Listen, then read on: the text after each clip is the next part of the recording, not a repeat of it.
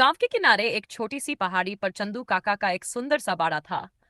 वहां उनके पास कई जानवर थे, लेकिन सबसे अनोखी थी बकरी गुड़िया। गुड़िया दिखने में तो आम बकरियों जैसी थी, लेकिन उसकी एक खास आदत थी। वो थी, वह हर समय को कुछ भूल जाती थी।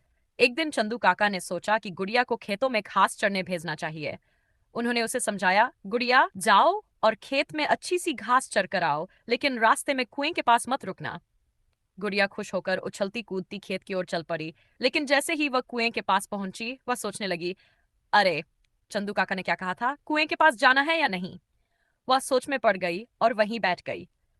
थोड़ी देर बाद चंदू काका उसे देखने आए तो देखा कि गुड़िया अभी भी कुएं के पास बैठी है। काका ने माथा पीट लिया और बोले, अरे गुड़िया, तुम्हें तो खेत जाना था। एक बार गांव में मेला लगा। चंदू काका ने गुड़िया से कहा, गुड़िया, घर का ध्यान रखना, मैं थोड़ी देर में लौटूंगा। गुड़िया ने सिर हिलाया, लेकिन जैसे ही काका चले गए, उसे भूल ही गया कि उसे क्या करना था। वह इधर उधर टहलने लगी और कुछ ही देर में खुद ही मेले की ओर चल पड़ी। जब काका लौटे तो देखा कि घर का दरवाजा खुला है और गुड़िया गायब। उन्होंने गांव भर में उसे खोजा और आखिरकार मेले में उसे गन्ने के रस की दुकान के पास खड़ा पाया। काका बोले, अरे गुड़िया, तुम्हें घर पर रहना था और तुम यहाँ गन्ने का रस पी रही हो। गुड़िया ने अचरज से कहा, अरे, मुझे तो याद ही नहीं था कि मुझे घर पर रहना था। एक दिन गांव में बारिश हो रही थी। काका ने गुड़िया से कहा, बिटिया, बारिश हो रही है, बाहर मत जाना।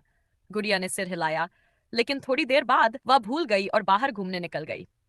बारिश में भीगकर जब वह घर लौटी तो कांपने लगी। काका बोले, गुड़िया, मैंने कहा था ना बाहर मत जाना।